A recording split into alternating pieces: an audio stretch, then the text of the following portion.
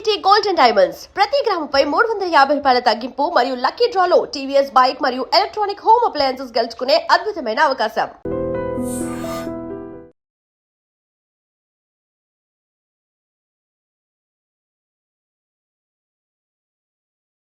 Hello guys, welcome to I dream media. నేను మీ నందు. రీసెంట్గా బెంగళూరులో జరిగిన ఒక ఘటన సోషల్ మీడియాలో వైరల్ అవుతుంది. ఫ్లిప్కార్ట్ నుంచి బట్టలు డెలివరీ చేయడానికి వచ్చిన ఒక డెలివరీ బాయ్ ఒక అమ్మాయికి ప్రైవేట్ పార్ట్స్ చూపించడమే కాకుండా చాలా మిస్బిహేవ్ చేస్తూ చాలా దారుణంగా బిహేవ్ చేయడం మనం చూసాం. ఆ అమ్మాయి ఆ వీడియోని ఫోన్లో రికార్డ్ చేసి తర్వాత కూడా ఏడ్చుకుంటూ ఒక వీడియో పెట్టింది. అది చూసిన తర్వాత ప్రతి ఒక్కళ్ళు కూడా సింగిల్గా ఉన్న ఆడవాళ్ళు ఎంత అలర్ట్గా ఉండాలి ఏంటి అనేది అయితే ఒక క్లారిటీ వచ్చింది. అసలు దీని గురించి మనతో పాటు డిస్కస్ చేయడానికి సోషల్ యాక్టివిస్ట్ కృష్ణకుమారి అమ్మ ఉన్నారు. అమ్మతో మాట్లాడి తెలుసుకుందాం. నమస్తే అమ్మ. నమస్తే అమ్మ, రీసెంట్గా రకరకాల అఘాయిత్యాలు మనం సొసైటీలో చూస్తున్నాం. ఇప్పుడు రెగ్యులర్గా మనం ఇన్ జనరల్గా ఫ్లిప్కార్ట్ అని, మింత్రా అని ఎప్పుడు ఏదో ఒకటి ఆర్డర్లు చేస్తూ ఉంటాం. ఆ ఆర్డర్ ఇవ్వడానికి వచ్చిన వ్యక్తి ఆ అమ్మాయి పర్మిషన్ లేకుండా డైరెక్ట్గా వాష్రూమ్లోకి వెళ్ళడం, లోపలికి వెళ్ళిపోయిన తర్వాత ప్రైవేట్ పార్ట్స్ చూపించి ఆ అమ్మాయి నేను అలాంటి దాన్ని కాదు, మీరు ఎందుకు చూపిస్తున్నారు, ఇది తప్పు అన్నా కూడా వాడికి ఎక్కడ కొంచెం కూడా రియలైజేషన్ అనేది లేదు. అసలు ఇటువంటి ఇన్సిడెంట్ని మనం ఎలా చూడాలి, వీటిని ఎలా అరికట్టాలి? మొదటిగా ఈ ఇన్సిడెంట్ గురించి ఆ అమ్మాయి ప్లేస్లో మనం ఉన్న ఒక రకంగా ఒక విధమైన జగుప్సు కలుగుతుంది, చిరాకు, అసహ్యం, కొన్ని సందర్భాల్లో భయం కూడా అనిపించవచ్చు. వీడు ఇంకేం చేస్తాడో అనే ఒక భయం కూడా వేయొచ్చు. కానీ వెంటనే అలర్ట్ అయిపోయి మనం ఏం చేయాలి ఇప్పుడు అనేది ఎప్పుడైనా ఆలోచన చేయాలి. ఆ అమ్మాయి బాగానే ఆలోచన చేసింది. వీడియో తీసేంత స్పాంటేనిటీ ఆ అమ్మాయి దగ్గర ఉంది కాబట్టి ఆ వీడియో తీసి ఆ వీడియోని సోషల్ మీడియాలో పెట్టింది. కానీ సోషల్ మీడియాలో పెట్టేటప్పుడు ఏడ్చింది. అది ఏంటంటే ఆ క్షణంలో అమ్మాయికి వచ్చిన భయము, బాధ, ఉక్రోషము ఇవన్నీ వీడియో తీసినప్పుడు లేదు, కానీ అది చూపించేటప్పటికి ఇక తను బర్స్ట్ అయిపోయింది అనమాట. అలా అవ్వడానికి కూడా ఒక కారణం ఏంటి అంటే, ఇప్పుడు ఈ అమ్మాయి చదువుకుని ఉద్యోగం చేస్తున్న అమ్మాయిలాగా ఉంది, అమ్మాయి ఉంది. అయితే ఇప్పుడు ఈ బాయ్ ఉన్నాడు. ఈ బాయ్కి ఫ్లిప్కార్ట్లో డెలివరీ బాయ్గా చేయటానికి కేవలం మెసేజ్లు చదువుకోవడము, డ్రైవింగ్ వస్తే చాలు, ఇంకేం అక్కర్లా.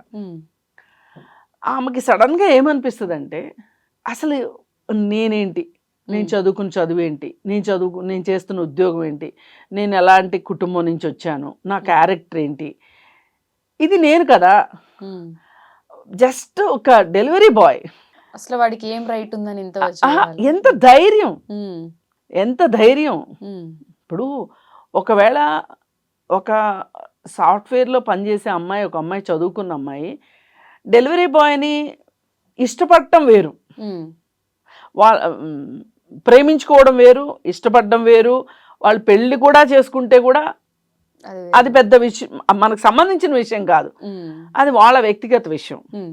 కానీ ఆ అమ్మాయి పర్మిషన్ లేకుండా, ఆ అమ్మాయి ఇష్టాలతో సంబంధం లేకుండా ఆ అమ్మాయికి తన ప్రైవేట్ పార్ట్స్ చూపించటం అంటే అమ్మాయి ఎంత అవమానంగా ఫీల్ అవుతుంది. ఇప్పుడు రోడ్డు మీద వెళ్తూ ఉంటాం మనం కూడా, ఒక్కొక్కసారి బట్టలు కూడా సరిగా వేసుకోకుండా కిళ్ళీళ్ళు నవ్వులుతా, అసలు ఏమాత్రం సభ్య సమాజం ఆమోదించేలాగా ఉండని అబ్బాయిలు కొంతమంది మనని చూస్తూ ఉంటారు. అంటే ఎట్లా అంటే చాలా గుచ్చి చూస్తారు, చాలా అన్కంఫర్ట్గా అనిపిస్తుంది. అక్కడ ఇంకొకటి కూడా ఏమనిపిస్తుంది అంటే, అసలు వీడికి ఎంత బలుపు, అసలు వీడి ధీమా ఏంటి. అప్పుడు చాలా వస్తాయి. ఇప్పుడు నేను చాలా మర్యాదగా మాట్లాడడానికి ప్రయత్నం చేస్తున్నా. ఇదే నేను వేరే వాళ్ళతో డిస్కషన్లో, ప్రైవేట్ డిస్కషన్స్లో, వాడి మొహానికి ఆడ అడుక్కు తిరిగే వెధవలా ఉన్నాడు, రోడ్డు పోయే వెధవ వాడు, నన్ను చూస్తే తాహత ఉందా వాడికి, అర్హత ఉందా వాడికి అవును. అని మాట్లాడతారు చాలా మంది. చాలా డిస్కంఫర్ట్ ఫీల్ వచ్చేలా చూస్తూ ఉంటారు. అక్కడి నుంచి మనం వెళ్ళిపోవాలి, వాళ్ళు మాత్రం కదలరు. వాళ్ళు కదలరు. ఉమ్, అయితే అసలు వీడికి ఇంత ధైర్యం ఏంటి అని మాట్లాడుతున్నప్పుడు ఇక్కడ మనం మటుకు చాలా మర్యాదగా మాట్లాడుతున్నాం. ఏంటి వాడు చదువుకోకపోయినా, వాడికి ఒక సంస్కారం లేకపోయినా, మంచి బట్టలు వేసుకొని ఏదైనా ఒక ఉద్యోగం సద్యోగం చేస్తున్నా అట్లా ఏ రకమైన ఇది లేకుండా, అంటే ఒక అమ్మాయిని చూడడానికి అర్హతలు ఉండాలా అని అంటారేమో, కానీ మామూలు వాళ్ళు ఎలా ఆలోచిస్తారు, నేనేంటి, నేను చదువుకున్న చదువు ఏంటి, నా ఉద్యోగం ఏంటి, మనకి కర్మ ఏంటిరా బాబు, మనకి కర్మ ఏంటి. వాడు ఇక్కడ ఇంకొక జెండర్ ఫీలింగ్ కూడా వస్తుంది. ఏంటి అంటే వాడు మగాడు కాబట్టి నన్ను అలా చూస్తాడా, నేను ఆడదాన్ని కాబట్టి వాడికి అంత లోకు అయిపోయానా, నేను ఇంత చదువుకుని నాకు ఇంత ఉద్యోగం ఉండి నేను నా ఫ్యామిలీ బ్యాక్గ్రౌండ్ ఇది, పైగా నేను అతనికి ఏమి సిగ్నల్ ఇవ్వకుండా నన్ను చూస్తానంటాడా. ఇది చాలా అంటే మాటల్లో చెప్పేది కాదు ఆ ఫీలింగు. ఆ క్షణానికి అసలు ఒక్కొక్కసారి అయితే అనిపిస్తుంటుంది, కొంతమంది చెప్పిన అభిప్రాయాలు, అసలు భూమి చీలిపోతే బాగుండు, సీతాదేవి అగ్నిప్రవేశం చేసినట్లు ఆ సిచ్యువేషన్ని హ్యాండిల్ చేయలేక ఇలా కూడా ఆలోచిస్తారంట అమ్మాయిలు. ఇప్పుడు ఇక్కడ ఇతను ఉన్నాడు, సడన్గా లోపలికి వచ్చాడు, లోపలికి వచ్చి వాష్రూమ్కి వెళ్ళాడు. ఒక డెలివరీ బాయ్ ఇలా చేస్తాడని ఎవరు ఊహించరు కదా, ఇది చాలా హఠాత్ పరిణామం. ఈమె తేరుకునే లోపు వాడు బాత్రూమ్ నుంచి బయటకు వచ్చాడు. బయటకు వచ్చి వాడు ప్రైవేట్ పార్ట్స్ చూపిస్తాను. నేను అలాంటి దానికి అసలు ఈమె ఆ సంజాయిషి ఇవ్వడమే నాకు కొంచెం బాధగా అనిపించింది. అవును, నేను అలాంటి దాన్ని కాదని వాడికి ఎందుకు చెప్పాలి ఎక్స్ప్లెనేషను. కానీ ఆ క్షణంలో ఆ అమ్మాయికి అంతకంటే ఏం చేయాలో తోచలేదు. పైగా ఇంకొకటి, నేను ఒంటరిగా ఉన్నాను, వీడు వచ్చేసాడు లోపలికి, ఇంత ధైర్యం చేసిన వాడు ఇంకేమైనా చేస్తే భయం కూడా ఉంటుంది అనే భయం కూడా ఉంటుంది కదా. ఒకసారి ఇట్లాగే వనస్థలిపురం వైపు ఏమో అనుకుంటా, ఒక ఎక్స్ వైఫ్ ఇంటికి, ఆమె మళ్ళీ పెళ్లి చేసుకొని భర్తతో ఉన్న ఇంటికి వాడు డెలివరీ బాయ్ లాగా వచ్చాడు. వచ్చి వాడు వస్తా ఒక కత్తి అవన్నీ పట్టుకొని వచ్చాడు, మర్డర్ చేశాడు ఆ అమ్మాయిని. డెలివరీ బాయ్ అని తలుపు తీస్తారు కదా బెల్ కొడితే, వీడు డెలివరీ బాయ్ లాగా అని ఈమె తేరుకునే లోపు లోపలికి వచ్చేసేసి, అసలు ఆమె చూసుకొని కూడా చూసుకోలే, లోపలికి వచ్చేసేసి ఇప్పుడు వాళ్ళ అత్తగారు వచ్చి తలుపు తీసింది, డెలివరీ అని చెప్పాడు, ఆమె వెళ్ళిపోయింది. ఇంక వీళ్ళు లోపలికి వచ్చాడు, వచ్చేసి ఆమె రూమ్ లోకి గబగబా వెళ్ళిపోయాడు, అమ్మాయిని పొడి చేసేసాడు. ఇప్పుడు వాళ్ళు బరి తెగించిన తర్వాత, ఇలా చెయ్యాలి అని డిసైడ్ చేసుకున్న తర్వాత వాళ్ళు ఎవరు ఆపగలుగుతారు? అందుకని అలా అని అందరూ భయపడాల్సిన అవసరం కూడా లేదు, ప్యానిక్ అవ్వాల్సిన అవసరం లేదు. ఎందుకంటే ఇలా చేసే వాళ్ళకి ఇది ఒక రకమైన మానసిక రుగ్మత, దీనికి ఒక మెడికల్ టెర్మినాలజీ కూడా ఉంది. అప్పుడప్పుడు రోడ్ల పైన అంత బిజీగాని రోడ్లు ఉంటాయి అనుకోండి, ఆ రోడ్డు మీద వచ్చి నుంచుంటారు కొంతమంది, వచ్చి నుంచొని ఎగ్జిబిట్ చేస్తూ ఉంటారు. వాళ్ళకి ఒక పర్టికులర్ టైంలో బాల్కనీలో మనుషులు కూర్చుంటారు కదా, హస్బెండ్ లేకుండా వైఫ్ ఒక్కళ్ళే కూర్చున్నారనుకోండి, లేదు ఇద్దరు లేడీస్ కూర్చున్నారనుకోండి, ఇది రోజు ఒక అలవాటుగా ఉందనుకోండి, మన బాల్కనీలో మనం కూర్చోవడం తప్పు కాదు కదా. ఇప్పుడు బయట అరుగుల మీద కూర్చుంటారు కదా పల్లెటూర్లలో, అలా బాల్కనీలో కూర్చుంటారు కదా. ఇప్పుడు అరుగులకి బాల్కనీకి డిఫరెన్స్ ఏముంది, సేమే కదా. అలా కూర్చున్నప్పుడు ఎదురుగా వచ్చి అలా నేను ఒకళ్ళ ఇంటి దగ్గర చూశాను అలా డిస్ప్లే చేయటం. అలాగే ఇంకొకళ్ళు చెప్పారు ఈ ఎక్స్పీరియన్స్. బాల్కనీలో కూర్చుని ఉంటే ఎదురుగా కార్ వేసుకొని వచ్చి కార్లో కూర్చుని మరి వీళ్ళు ఎప్పుడు చూస్తారా అన్నట్లుగా వాడు అలా కార్లో కూర్చొని ఉన్నాడంట, ప్రైవేట్ పార్ట్స్ చూపిస్తా. ఇది నేను వీళ్ళందరూ చెప్పటం వినిన తర్వాత కొంచెం సెర్చ్ చేస్తే తెలిసింది ఏంటి అంటే, ఇది ఒక మానసిక రుగ్మత, మానసిక బలహీనత, సైకలాజికల్ డిసార్డర్. Psychological disorder. అందరూ చెయ్యరు ఇట్లా. ఎంత రేపిస్ట్ అయినా చేయడు. రేపిస్ట్ మెంటాలిటీ ఉన్నవాడు కూడా ఇలా ఎక్స్పెక్ట్ చేయడు. ఎందుకంటే ఇప్పుడు ఆడవాళ్ళకే కాదు సిగ్గు శరమ, మగవాళ్ళకి కూడా ఉంటుంది. ఏ మాట కామాట. ఇప్పుడు ఎంత మగాళ్ళైనా బట్టలన్నీ ఇప్పేసుకుని తిరగరు కదా, మమ్మల్ని ఎవరేం చేస్తారు అన్నట్లు వాళ్ళకు కూడా ఒక మోడెస్టీ ఉంటుంది కదా. అయితే అది వదిలేసి ఎందుకు చేస్తున్నారు వీళ్ళు అంటే ఇది ఒక రకమైన బలహీనత అన్నమాట. ఇలా ఎందుకు చేస్తుంటారు కొంతమంది. అయితే సరే, అది వాళ్ళ ప్రాబ్లము.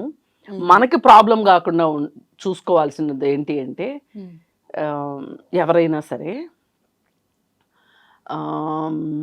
ఇవాళ సీసీ కెమెరాలు అనేవి చాలా తరచుగా మాట్లాడుకుంటున్న మాట, చాలా వినియోగంలోకి కూడా వచ్చాయి.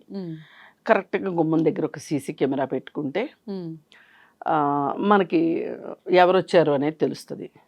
అలాగే తలుపుకి హోల్ ఉందనుకోండి, బయట ఎవరున్నారో మనకు తెలుస్తుంది.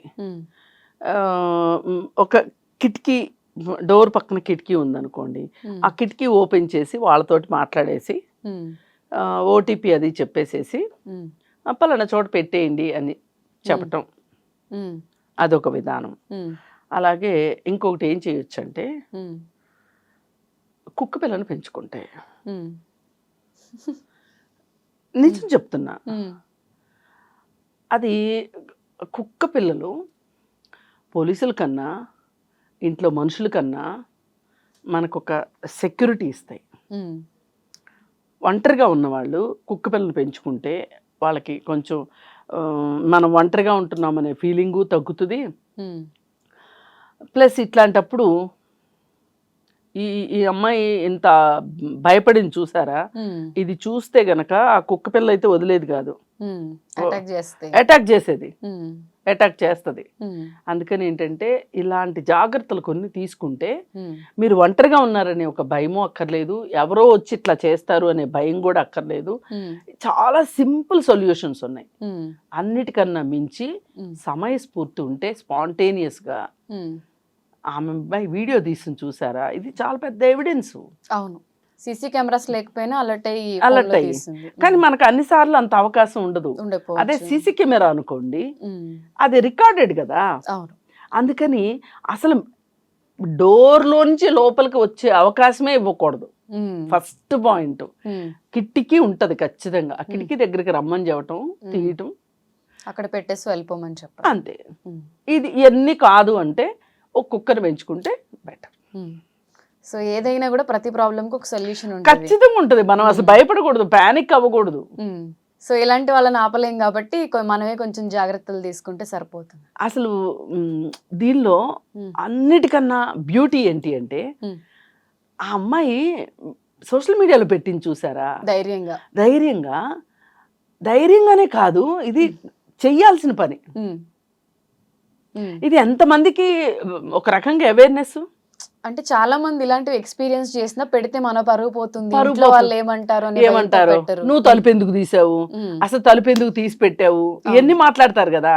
అలా కాకుండా అమ్మాయి పెట్టింది చూసారా, this is the magic of reporting అన్నమాట. అవును, అది ఇది చాలా సమస్యలకి పరిష్కారం అవుతుంది రిపోర్ట్ చేయటం అనేది. ఇది చేసినందుకు ఆ అమ్మాయిని ఖచ్చితంగా మనం అభినందించాల్సిందే. ప్రాబ్లం నా ఒక్కదానిదే కాదు, ఎవరికైనా రావచ్చు అనే ఉద్దేశంతో పెట్టింది కదా, చాలా మంచి పని చేసింది. అందుకని చెప్పి ఇలాంటివి జరగకూడదని కోరుకుందాము, జరిగినప్పుడు ఇలా ప్రవర్తించాలి. ఓకే అమ్మా, థ్యాంక్ యూ.